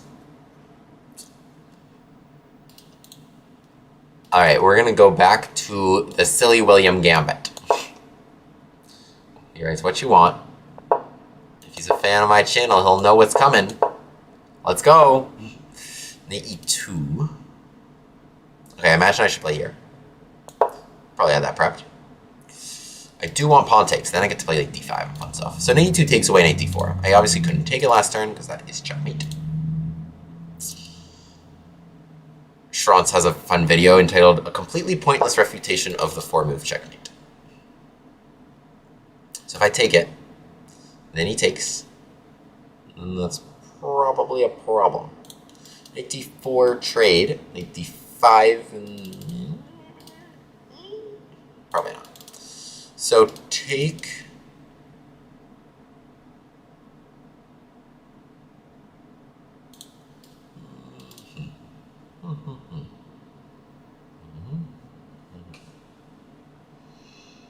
could go d6. All right, let's play with just kind of here.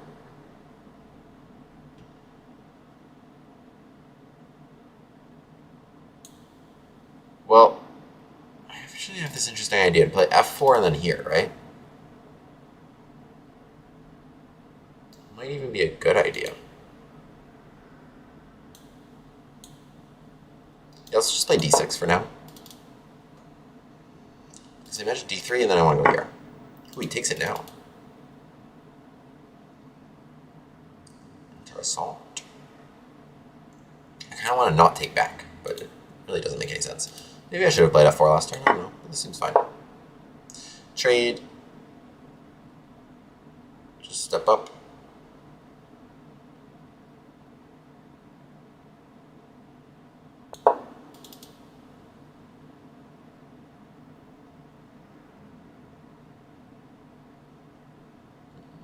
Castle, bishop g7, f8.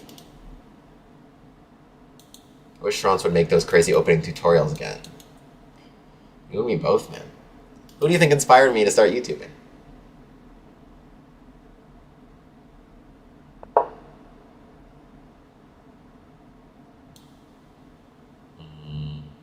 I should probably be here. There's no value to being on G7, honestly. I should probably be here because, like, in case there's a pin. Should be safe and sound with a long castle, and I'd love to play D5 from there. Work a fate, target the queen. What's up, Aomid? H3, logical choice. I want to combine this somehow. I don't think it's really possible, though.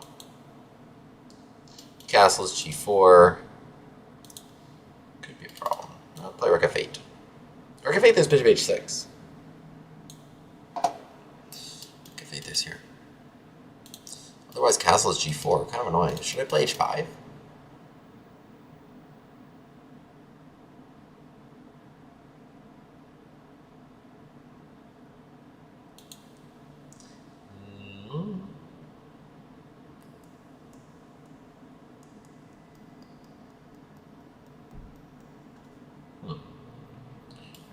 Here. D5, take. There. D5, take. I'm struggling in this position. H5, G4, take. Trade rooks. Queen takes H1. It's actually kind of a problem, because then they play Queen H8. So, where does that leave us? Take.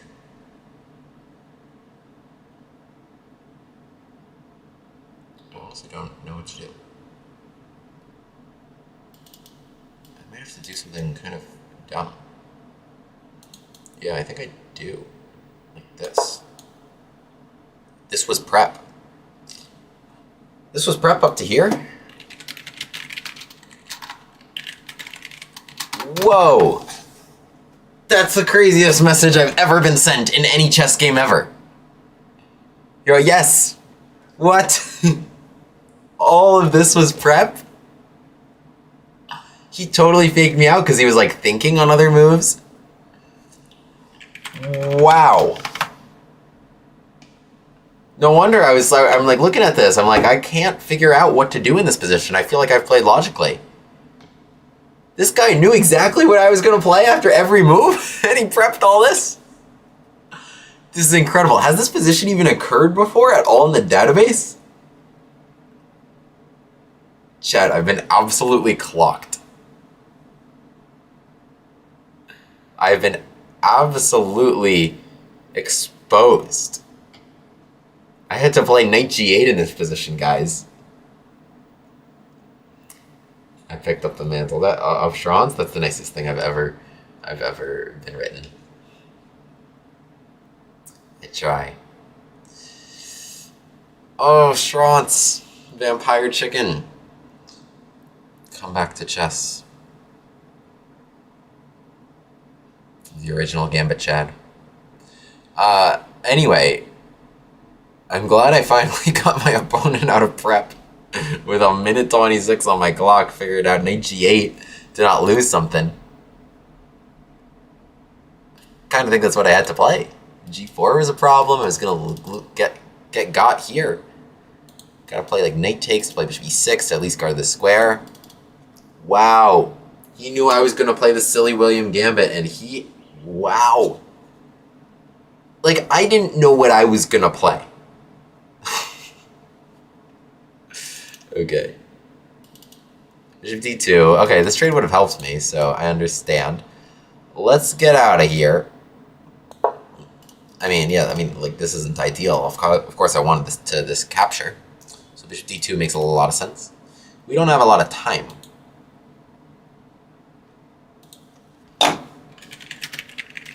Let's add 90 seconds for each other.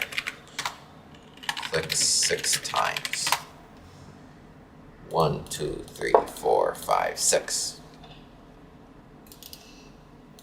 Hopefully he returns that favor. He doesn't have to. Okay. That was nice. So, all right, let's develop again. What do we got here? Now we're on same side castles, right? G5 and they, I guess they G3. I have an D4. I want G5, G4. Maybe we should just be like. Can I just be really obvious in my ideas here? Just G5, G4, right? I could like develop or cafe. Yeah, I want this. Just boom, boom. That's what I want to do. I want to go get that king. Now you're here, and then there's a hook. There's a hook. We'll know that. I know pretty well Queen H5. I study Miodrag Perunovic course. Is that the butcher? Miodrag? I crushed the GM of St. Louis.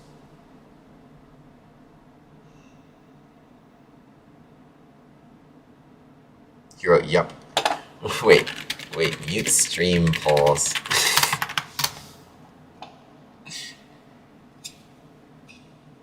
Alright, what we're trying to do here is G4. I mean, H5 would be even better, and H6, G4, and trying to get on the H line. Do I have experience with the Portuguese gambit? Is the Portuguese gambit E4, D5, take knight of 6, knight, or D4, bishop G4? Is that right? If so, I don't have experience with it, no. Skim Chess, thanks for the sub. The Gambit man is live. He is just Mark. It is that. Okay, so he's coming at me. But the thing is, look, my pawns are flat. My pawns are flat. His pawns are hooked. So when I play G4, I will be making a pawn trade. He will not. Should I play H5 before G4? G4, take. No, you know what? I'm already happy enough just opening something. I'm not going to push my luck here. So, we made a pawn trade around his king, which is huge. I actually don't have the G8 square for my rocks, which is kind of odd. But we'll make do. So, right, because when kings are on opposite sides, we know we want to attack. We know we want to push pawns. But what's the actual point of pushing pawns? The point, specifically, is to trade pawns. And if my pawns are flat, you can push these guys all the way. You might not be able to trade. A6, I push past. Right? And not that it might not still be problematic. If you can get in, or B6 could make a trade. But a hook right there makes it really easy. Bang, bang, and we already traded. Right? So a hook is actually a serious liability on offside castles because it presents an opportunity for me to trade pawns. Queen d5, probably not the ideal square, because I have this. Not that it was so obvious, but probably just where she couldn't get attacked against so easily. So knight f6, really nice developing with tempo. Here just gets you trapped. My bishop just guards e6, so... Well, I mean, I don't know if it's trapped, but you don't want to be there. So, yeah, I mean, I'm not playing a6. I'm not giving you that hook. I don't have this square. I would really want it, but I don't have it. I can play d5. Yes, I can. Yes, I can. And now after d5, now we're in business, because now I've got this square. Now I've got this square, and we are in serious business. In fact, I mean, I would do that, but there's this some good stuff here. So let's just play rook hg8 probably. Rook h8, I imagine a g3 gets played. Oh, I actually have this move. I just have this move, which just wins. But rook g8, I mean, I kind of wanted to demonstrate the ideas in this position, which was this. d4 just wins, but it's kind of lame. I want to demonstrate the key ideas in this position. So, which is the importance of opening a file. Knight g3, and I'm going to be like, no, excuse me. Excuse me.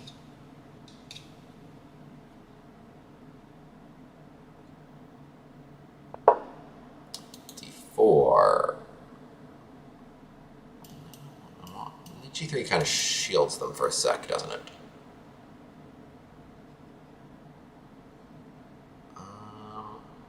Well, what we're going to do is, like, takes.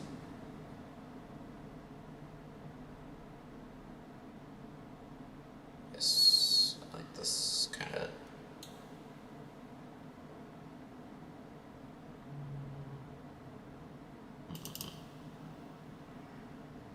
I'll just take this. Why not? Why not? Why wouldn't I just take it?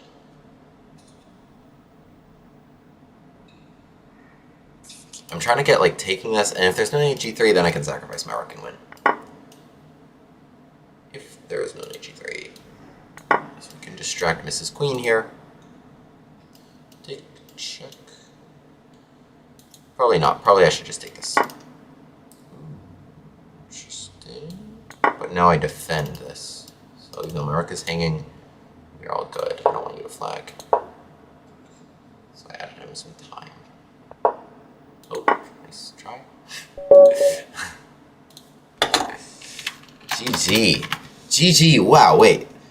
This was an interesting game. The indicator choice, indeed. This was an interesting game. So we played Queen H5 here, the wayward queen attack. And I give a couple things on my channel. The first thing I liked to do on my channel here was like knight f6, and then they take this, and now we're just playing here, right? So like most people, here, let's turn on the database. What are the most common moves? Okay, d3, castles. Most common move, bishop e2. This is actually a very good way to play against this at queen g3.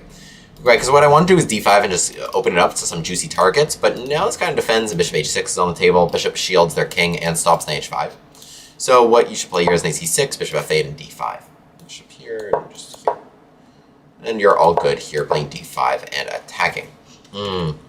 So this is fun stuff, but funner stuff, shout out to Mr. Matthew Bader for showing the Silly William Gambit, not named after me, named after his brother, where you play your f5. So g6, and so you don't get mated here, and now f5, and now it's really fun here, knight d4, looking for some fun ideas like knight f6, d5, hitting c2, all that cool, good stuff. However, my opponent had some awesome prep, had some really, really cool preparation against me.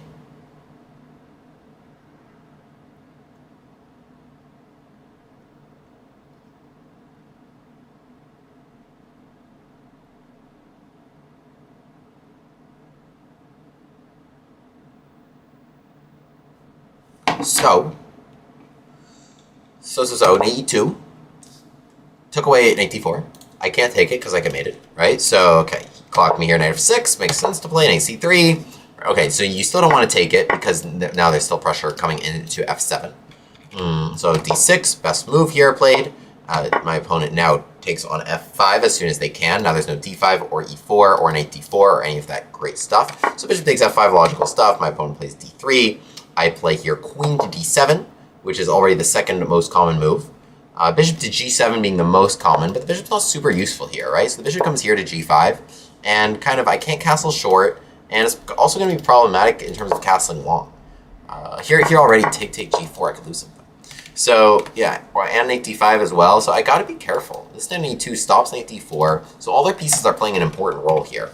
And you know, this is kind of the idea I talk about with colors reversed. If this bishop can be here and there's no d5, which Wei is doing a very effective job at preventing, then it's going to be really annoying. Could be a long night, right? Controls that diagonal, stops short castles, and controls some important squares as well. So I play here queen d7, bishop g5, I want a bishop e7 here. And my opponent plays h3. So already here, h3 is a novelty. And we are at, well, there's one game in the database. In that game, Black played rook f8, Black is 28-45, but it's not a good move. And White missed bishop h6. Bishop h6, and this rook can be out of squares right away. Just out of squares. Look at those bishops. Look at those bishops. There's nothing I can do. So, the move I came up with here was knight to g8. And apparently, I should be losing after takes. Oh, g4 and queen f6 just occurred to me, and I inforked like so. So knight to g8 wasn't even a good idea. Best was h5, but I didn't even see how that was working. Yeah. Oh, this doesn't make sense, because I take. How do I deal with this? Bishop e6, check. Knight g8, what? And I'm okay? That was how I had to defend. That's absurd.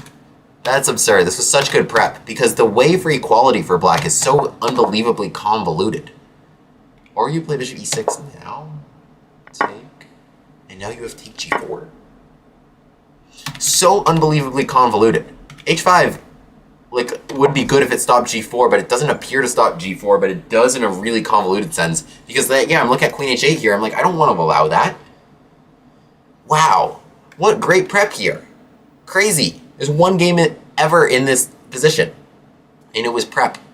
He clocked me that I would be playing this. Have I played any? Have I faced this? Is actually the better question. So me as black. Okay, I've played this position 3 times. I've won all 3 times before this. I've never faced it. I faced takes and I've faced c3. I've never faced here 82 at all. So wow, what great prep this is from Miodrog's course. The Butcher. He has a course on Queen H5. That's crazy. Anyway, Bishop D2 played, which I thought was logical. Because I thought like Knight takes E7 wasn't working, but I could have lost, right? It takes, and okay, Queen takes is really ugly. Now Knight D5 comes in with force. But Knight takes E7 here and Queen F6. I can't lose control of this F6 square. Dang. Yay.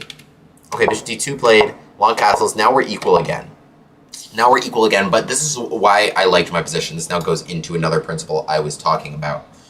This now goes into another principle I was discussing, which was hooks. Opposite side castles means you want to attack. Why? Because if we were castled on the same side, I would not be flinging these pawns. That would make my king much more unsafe than theirs. But opposite side castles means white wants the action here. I have a king there, they don't. I want the action here. They have a king there, I don't. Right? So it means attack, particularly with queens on the board, where attacking is in general possible. Why do we fling pawns? It's very important to crystallize this. Why do we fling pawns? The point is to trade pawns. We fling pawns to trade pawns. If you just push them, and now I say no, well, what did you achieve? You didn't free your rooks. However, if this goes here and makes that trade, imagine these pawns gone, okay, now I have serious problems, right? Like, this rook is going to cause me problems. I lost key defender on my king, and the rooks are free. So, we know the attacking side wants to trade, and the defending side does not want to trade. I'll just be like, no. However, which I can do if my pawns are flat. But a hook now allows g4 to come in such a way that you can't really say no. So they play your b4, and now I play g4. So what they should have done here was maybe queen g3, so that after g4, maybe even h4 is possible. Even h4 is possible. It defends that and prepares them to push past and say no to this pawn trade. Interesting idea. b4, they're trying to attack, but mine is much more effective because I not only get rid of a critical defender, but I open this up. So I do want that g8 square, and this is what happens here. So now queen d5, not the best. Queen e3, probably better. Probably maybe something like king d8, b5, get out the way here. In the long term, I am going to maybe try to stack my rooks. It's something if I can, and put pressure on g2, which, because my rooks are free, and so I want to send them down those files to attack the enemy king. So. Here, queen d5 was played, knight to f6, queen shifts to b5, and d5. Right, so knight to f6, this was very important because now d5 comes with tempo, and yes, I did have this really nice idea to play d4, but what I really wanted to demonstrate was just holding this nice open file, which now I am able to do with the bishop blocked. So my opponent plays here d4, trying to orchestrate some defense here, but I'm just able to kind of eliminate that guy, and at this point they're losing a piece. But yeah, I mean, my next idea, right, like, so if they kind of just did something like this, I'm going to, like, take it, and I'm going to play queen g4, and knight g3 here, yeah, knight d4, I have h5, h4, all these fun things that I can do to just kind of crash through now that I've opened the file. If the pawn were on g7 still block my rook, I wouldn't have any of this, but I was able to trade off that pawn. And so in the game here, I just took, and with this combination of trades, I was just ahead a piece and winning the game. Yeah, just ahead a piece here, right? Fun line, interesting. Well, shout out to Miodrog, the Butcher, for an interesting queen h5 course, and to my opponent, Simbalagru, who had a fun idea against the silly William Gambit, and who clocked me with some of the craziest prep I have seen. Okay, appreciate you guys. Subscribe.